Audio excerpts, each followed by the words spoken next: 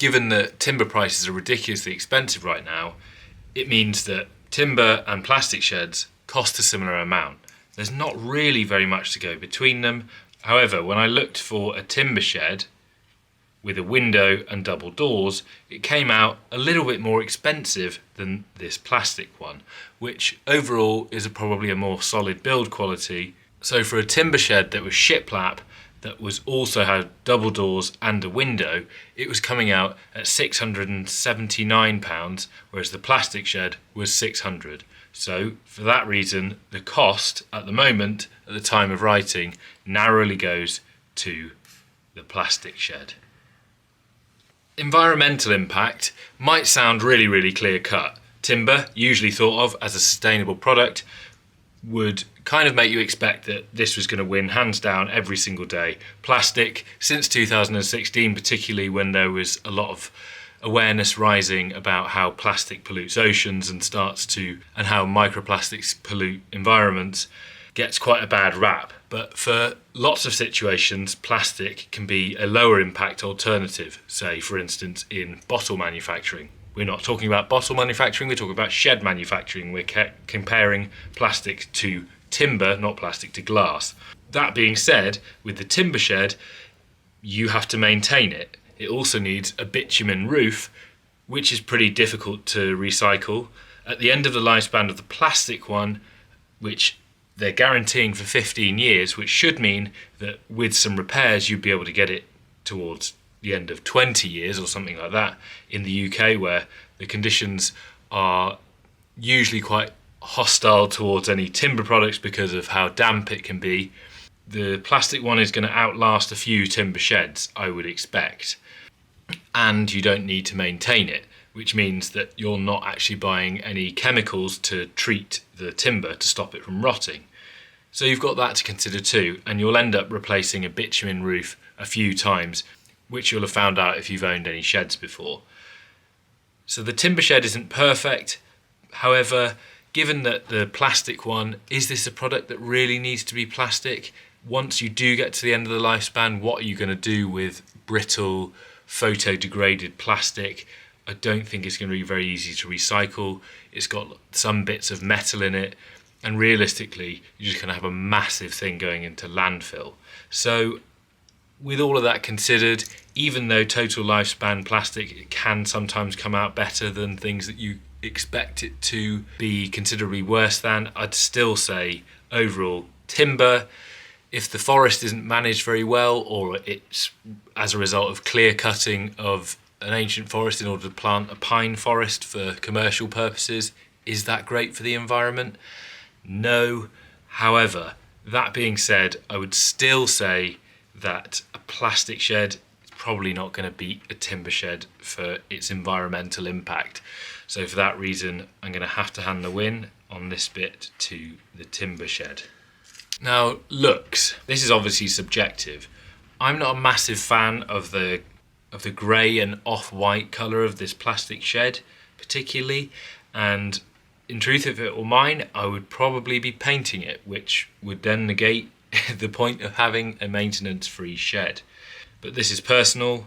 Just for me, I would still say that a timber shed looks better. So another win for the good old timber shed. On the outside of the plastic shed, it's got a picture where there's about 2 feet of snow on it. And if you have a look at the construction during the video, you'll see that it's really solidly built. There's a lot of reinforcement that's in the places that would otherwise be weak, with either steel or plastic profiles or some aluminium profiles around the outside of the door and the door frames. So the plastic shed is really solidly built. So I would probably say on this one, just for build quality, and given that these Keter sheds are built really well, I can't see this one going anywhere. This is a narrow toss-up actually, because this is obviously going to depend on the quality of build of the shed, but as you go up in price in timber sheds, you're going to have the opportunity to buy timber sheds that have got thicker framing timber going throughout it. So that would mean that the timber shed would win out overall if you were at the higher end of the price spectrum. However, we're comparing like for like, so for a similar price timber shed to the plastic one, you're going to be getting, sometimes you'll just get 2x1 batten that they use to frame the shed. So in that case, that would mean that the plastic shed would win. Now, the massive advantage in timber sheds is they're very easy to customise. If you wanted to put an extra window in later down the line, or you wanted to put an extra door in, whenever you want to hang things on the wall, you can just, it's easy to screw into the framing on the wall so that you could hang all of your tools on there, and so it's definitely more customisable. So that's another win for the timber shed. However, I'm about to do a video where I build a plastic shed, so I think we're going to need to even this up. And what's the big one?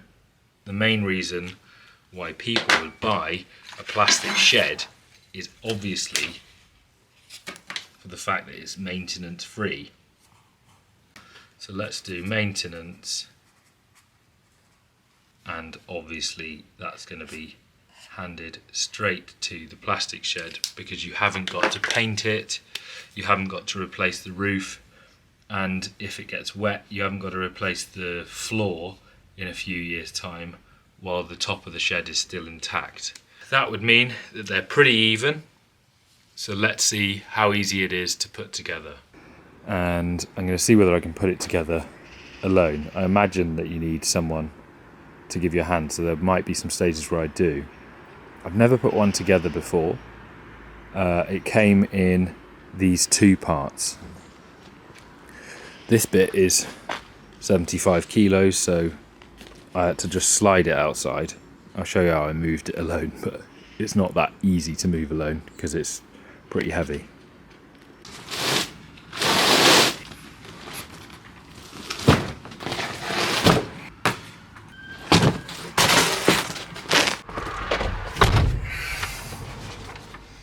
You don't have to be too macho about this.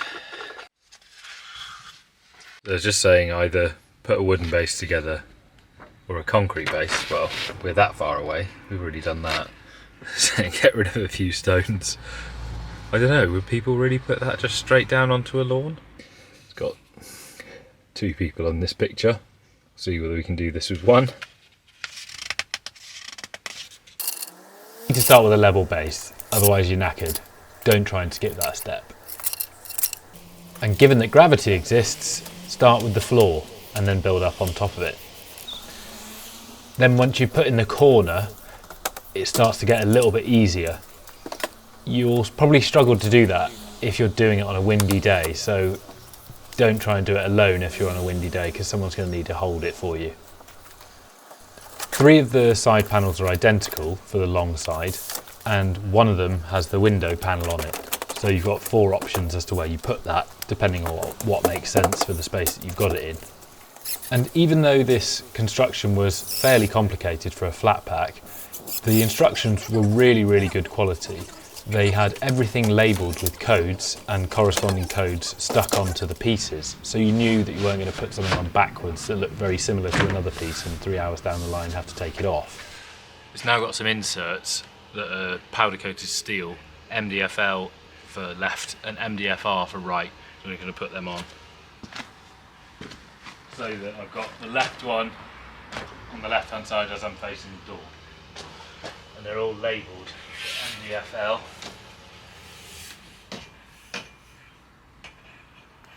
And then it sits into that profile.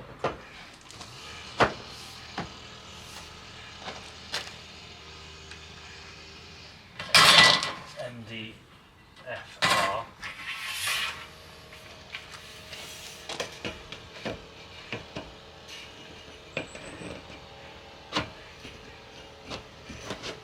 There's a little bit on the end that's a drill bit, so if I drill this in now you'll be able to see that even though it's just sheet metal I don't have to pre-drill.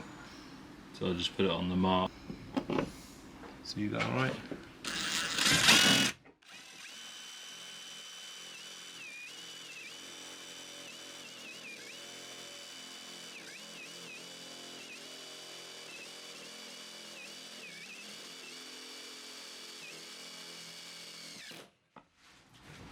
just drilled its own hole. This has definitely been the most challenging part, which is adjusting to get these on.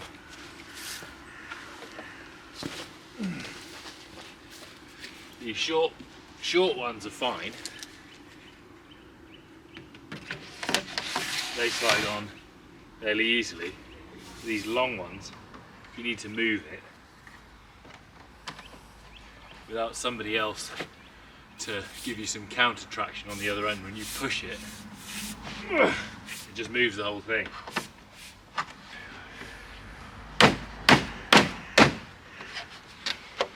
No, that's gone a bit too far, I think.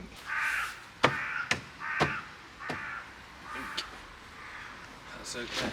So you just put these things around the outside of the roof. I guess it reinforces it. So again, being able to put the roof on is going to be restricted by whether it's windy, but also your height. I just about managed to get it on, and I'm a bit over 6 foot or 186 centimetres. This bit was quite tricky and took quite a lot of manipulating. So, you can decide. You could probably do this a lot easier if you just got someone to give you a hand for a minute, but I didn't have anyone to help me. So, and also I was trying to do a bit of an experiment to see whether it was even possible to put it together on your own. So it's a bit of a challenge that I'd set myself. You don't have to be quite so strict.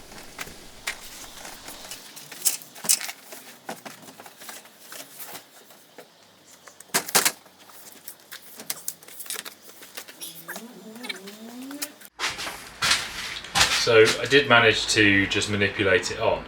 One of the things, this is probably the only gripe that I've got with the manufacturing, is, well, not the manufacturing, but the instructions and the way that it's put together.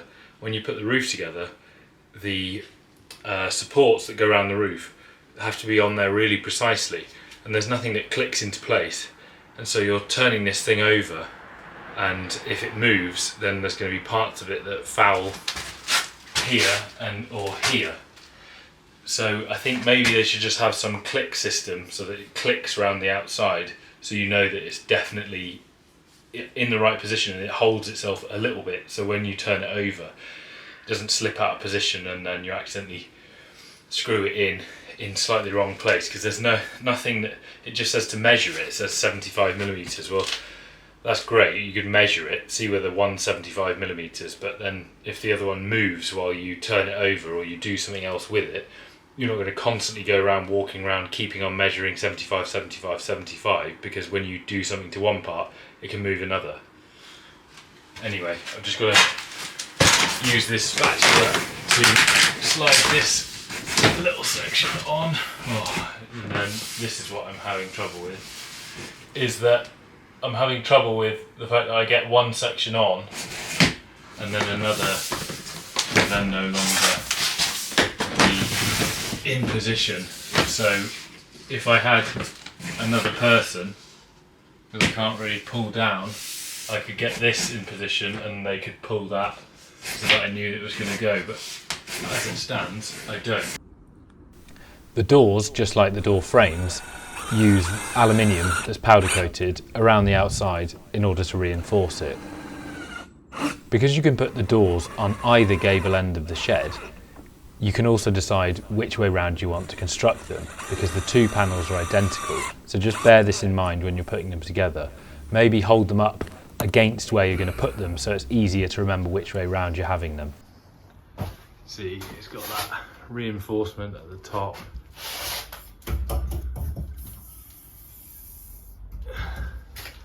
Comes in and then it goes, there's a piece of steel in there that is screwed to. So you can see that it's pretty solid.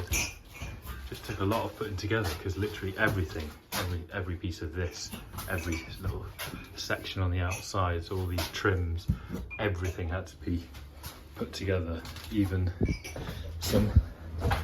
there are some small plastic inserts that you slide in to the panel so that you can screw it in to each side, and obviously there's one for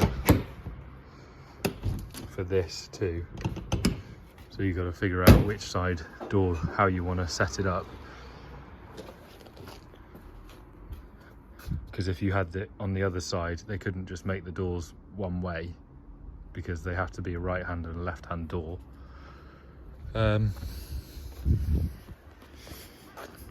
But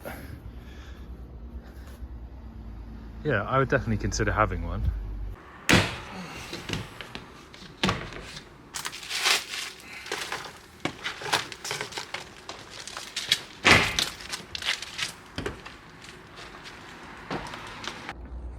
It took me from reading the instructions at about 10 o'clock, it's now 5, had a pretty short break. Difficult compared to most shed construction, because normally when you buy a shed, it will just come with the panels and the doors pre-assembled, and just screw the doors on, screw the panels together, put the roof on, and you're there. But I'd consider having one in my garden, because I think the instruction quality was pretty good, pretty spot on. There were spares of the screws, which is nice, of all types of screws, because it's pretty annoying if you drop a screw and you lose it in the grass and you're there for ages, because they were so stingy that they wouldn't give you a few spare screws. So that was to their credit. Most of the stuff felt like it was manufactured pretty well too. There was a couple of things where you thought, well, I'd have probably preferred a bit more warning in the instructions over that, but overall it's something that I think most people could figure out. I heard just now that in the reviews, the customer just told me that some people spent 15 hours between 2 people doing it. I didn't think it was as difficult as that, but if it does take you that long, that's how long it takes. It's still worth it. They said it was still worth it. And I would just recommend, in order to do it faster, is just have a decent impact driver, even if you have to borrow one from somebody, because that was what made it much easier than, say, if I was, obviously you can't do it with a hand screwdriver because there's some self-tapping screws that you have to screw into aluminium with, and you're not going to do that with just twisting it by hand. So although it was possible to put this together alone, I wouldn't necessarily recommend it, but I hope it was helpful if you're thinking of getting one. Thanks for watching.